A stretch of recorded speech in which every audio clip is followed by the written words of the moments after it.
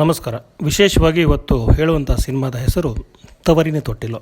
ಇವತ್ತೇ ಹೇಳಲಿಕ್ಕೆ ಕಾರಣ ಅಂದರೆ ಶ್ರುತಿಯವರು ಈ ಚಿತ್ರದ ಒಂದು ವಿಶೇಷವಾದ ಫೋಟೋನ ಹಂಚಿಕೊಂಡಿರುವಂಥದ್ದು. ಅಂದರೆ ತವರಿನ ತೊಟ್ಟಿಲು 100 ದಿನ ಓಡಿರುವಂಥದ್ದು. ಆ ಸಂದರ್ಭದಲ್ಲಿ ಒಂದು ಕಾರ್ಯಕ್ರಮ ನಡೆಯುತ್ತೆ. ಆ ಕಾರ್ಯಕ್ರಮಕ್ಕೆ ಡಾಕ್ಟರ್ ರಾಜ್ಕುಮಾರ್ ಬರ್ತಾರೆ. ಶ್ರುತಿಯವರು ಸೇರಿದಂತೆ ಎಲ್ಲರಿಗೂ ಶೀಲ್ಡ್ ಕೊಡ್ತಾರೆ. ನಗುಮುಖದಿಂದ ತಮ್ಮ ಒಂದು ಶುಭಾಶಯನ ತಿಳಿಸ್ತಾರೆ. ಸೊ ಇದು ಇಡೀ ಒಂದು ಸಂದರ್ಭದ ಅಥವಾ ಇಡೀ ಒಂದು ಸಂಭ್ರಮದ ಒಂದು ಕ್ಷಣ. ಆ ಕ್ಷಣ ತೆಗೆದಂಥ ಒಂದು ಫೋಟೋ ಅದನ್ನು ಶ್ರುತಿಯವರು ಈಗ ಹಂಚಿಕೊಂಡಿರುವಂಥದ್ದು.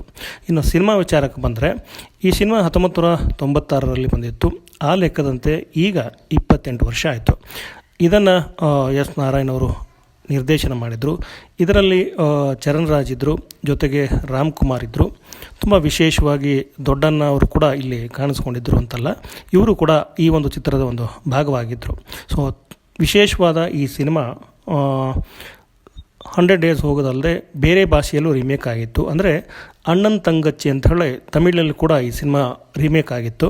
ಇದನ್ನು ಚರಣ್ ರಾಜ್ ಅವರು ಡೈರೆಕ್ಟ್ ಮಾಡಿದರು. ಜೊತೆಗೆ ಹೀರೋ ಕೂಡ ಇವರೇ ಆಗಿದ್ದರು ಅನ್ನುವಂಥದ್ದು ಒಟ್ಟು ಮಾಹಿತಿ.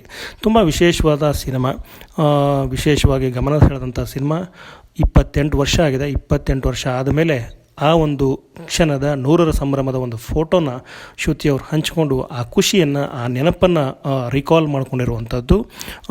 ನಿರ್ದೇಶಕರಿಗೆ ಹಾಗೆಯೇ ಈ ಒಂದು ಸಿನಿಮಾದಲ್ಲಿ ಅಭಿನಯಿಸಿದ ಖುಷಿಯನ್ನು, ಹಾಗೆಯೇ ರಾಜ್ಕುಮಾರ್ ಅವರ ಸಂಸ್ಥೆ ಏನಿದೆ ಅದನ್ನು ಅದರ ಬಗ್ಗೆ ಮಾತಾಡಿರುವಂಥದ್ದು. ಹೀಗೆ ಸಾಕಷ್ಟು ವಿಚಾರಗಳನ್ನು ಶ್ರುತಿಯವರು ಹೇಳ್ಕೊಂಡಿರೋದು ಅಂತ ಹೇಳ್ತಾ ನನ್ನ ಈ ಒಂದು ವಿಡಿಯೋನ ಇಲ್ಲಿಗೆ ಮುಗಿಸ್ತಾ ಇದ್ದೀನಿ. ನಮಸ್ಕಾರ.